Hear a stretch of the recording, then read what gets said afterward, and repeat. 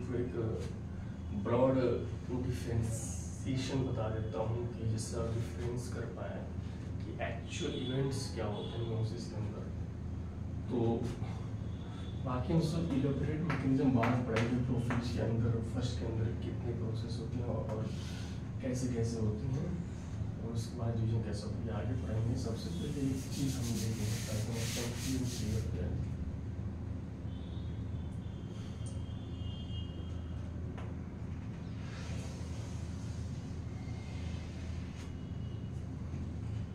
Body के अंदर chromosomes होती हैं, तीनों क्रोमोसोम्स।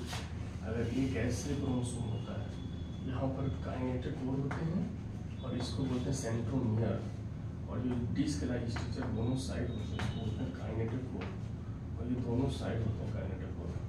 ठीक, इसके अंदर हमारा जेनेटिक मटेरियल होता है, यह क्रोमोसोम। क्रोमोसोम जब रेप्लिकेशन करता है, डीएनए कंटेंट बढ़ाता है, तो ये ऐसे हो जाता है, ठीक है ना। इसको बोलते हैं बाइवेलेंट या टेट्राड क्रोमोसोम, मतलब बाइवेलेंट क्रोमोसोम। बाइवेलेंट ये जो है बाइवेलेंट क्रोमोसोम है ना।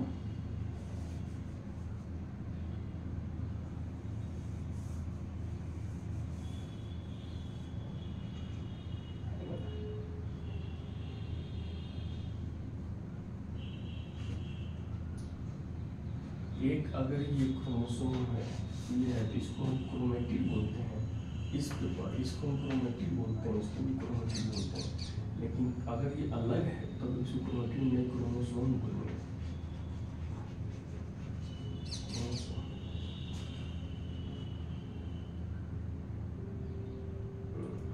जो हमने बाइवेलेंट बताया वो गलत बता दिया हमने। बाइवेलेंट ये नहीं होता है, गलत बता दिया, बाइवेलेंट नहीं होता है। बाइवेलेंट प्रोसेस आगे बताऊंगा, ये होती है बाइवेलेंट प्रोसेस। ये क्रोमोसोम है, इसके ऊपर साइड में ही एक और क्रोमोसोम ऐसा आ जाती है, साइड में ऐसे ऐसे, तभी जो बनता है इसको बोलते हैं बाइवेलेंट, या इसको बोलते हैं टेट्राड। बाइवेलेंट या टेट्राड बोलते हैं, इसको सिंपली क्रोमोसोम बोलते हैं। और इसे दो एक पार्ट क्रोमेटिड बोलते हैं, लेकिन यही अगर अलग हो जाता है तो हम इसे क्रोमेटिड नहीं बोलते, क्रोमोसोम ही बोलते हैं। ये बाइवेलेंट क्या होता है, टेट्राड जब मैं बता दें, लेकिन ये कहाँ बनता है, कैसे बनता है, वो आपको बाद में बताऊँगा। तो सिंपली इस पर समझा जाए इवेंट के बारे में।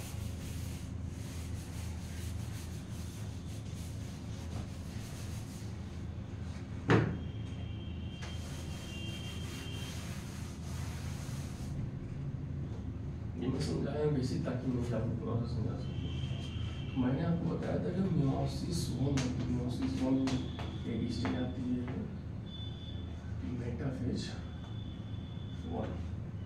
मियोसिस वन में मेटाफेज वन होती है, मेटाफेज एनाफेज, उसमें क्या प्रोसेस होती है वो देखिएगा। क्रोमोसोम्स जो होते हैं, सपोज दैट 46 क्रोमोसोम है, तो 23 और 23 यानी कि ऐसे ऐसे अलाइन होते हैं, है ना। तो ऐसे ही क्रोमोसोम यहाँ पर अलाइन होंगे, ठीक है। कैसे, तो आइए देखते हैं। ये मिड लाइन है ना। तो यहाँ पर क्रोमोसोम जो अलाइन होते हैं ये ऐसे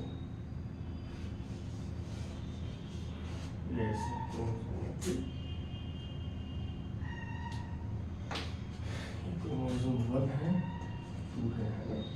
फिर देखा जाए तो ये आते हैं, ये क्रोमोसोम 3 है, क्रोमोसोम 4 है। इसको बोलते हैं मेटाफेजिक प्लेट, तो बीच में जो जा रही है इसको बोलते हैं मिड लाइन, मेटाफेजिक प्लेट बोलते हैं इसको, metaphase plate, that is the mid line, that is the mid line. तो एक्चुअली जो डिवीजन होता है वो यहाँ पर होता है ना। यानी ये पार्ट अलग चला जाता है क्रोमोसोम का और ये पार्ट अलग, यानी कि ये ऐसे इधर चला आता है और ये ऐसे इधर चला आता है, तो ये ऐसे हो जाते हैं। क्रोमोसोम का पेयर ही अलग हो जाते हैं, है ना। क्रोमोसोम के बीच में नहीं, बल्कि क्रोमोसोम के बीच में नहीं, क्रोमोसोम के बीच से नहीं, बल्कि दो लाइंस के बीच से डिवीजन होती है, जिसमें कि दोनों क्रोमोसोम्स के पेयर्स अलग होते हैं, सेग्रीगेट होते हैं। तो इसमें जब सेग्रीगेट होंगे तो जो सेल्स बनेंगी तो ये ऐसे जाएंगे, जो सेल्स बनेंगी तो इसमें एक ये ठीक 1 2 एक सेल के अंदर ये जाएगी और दूसरे सेल के अंदर जो है ये जाएगी 3 4, ठीक है ना। ये जो होती है मेटाफेज में होती है, लेकिन बीच में एक प्रोसेस आती है एनाफेज। एनाफेज में इनको पकड़ के खींचा जाता है।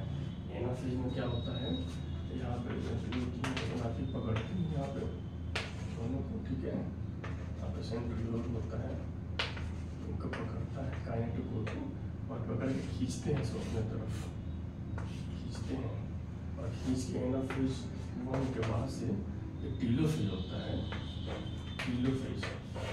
उसके बाद ये सेल्स हमने बेसिक बात मैं बता रहा हूँ, बाद में बताऊँगी एक्चुअल डिवीजन। बेसिक प्रोसेस जो एक्चुअल डिवीजन जो होता है वो कहाँ होता है।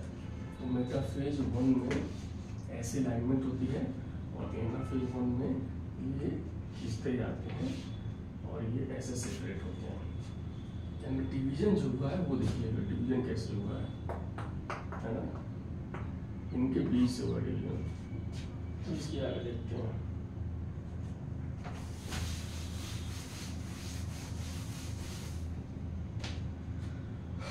अब हम यहीं पर पढ़ेंगे मियोसिस जो प्रोसेस है 2, उसका अगर मेटाफेज 2 का डायग्राम बनाए, उसका मेटाफेज 2 का डायग्राम बनाए तो कुछ ऐसे बनेगा। उसमें कैसे सेल्स थी, तो इसमें जो सेल्स थी ऐसे,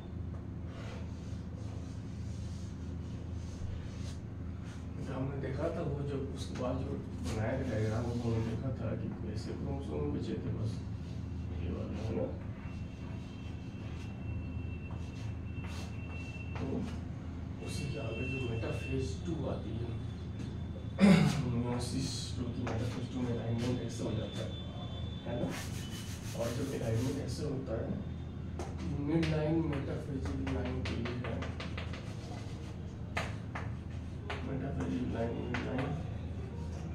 ठीक। तो ये हम देखे थे, ये जो होता है ना,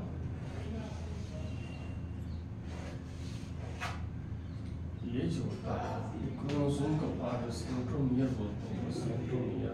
हम देख रहे हैं डिवीजन इसके बीच से हो रहा है, कट रहा है यहाँ पर, क्रोमोसोम को काट रहा है, सेंट्रोमियर से होते हुए जा रहा है इसके, है ना। यही डिफरेंस है मियोसिस 1 और मियोसिस 2 में। जो एक्चुअल डिवीजन जहाँ होता है वहाँ दो क्रोमोसोम के बीच में होता है, या क्रोमोसोम में होता है सेंट्रोमियर से थ्रू सेंट्रोमियर, ठीक है। तो इस तरह से डिवीजन होता है। और इसके डिवीजन के बाद जो सेल बनती है, ठीक है, उसमें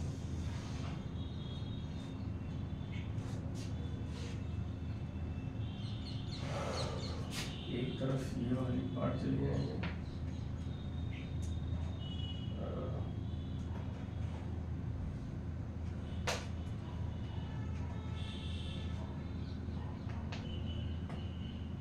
ठीक है। और फिर दूसरे में ये वाले पार्ट आ जाएंगे, इसको हम ये देख सकते हैं, इसमें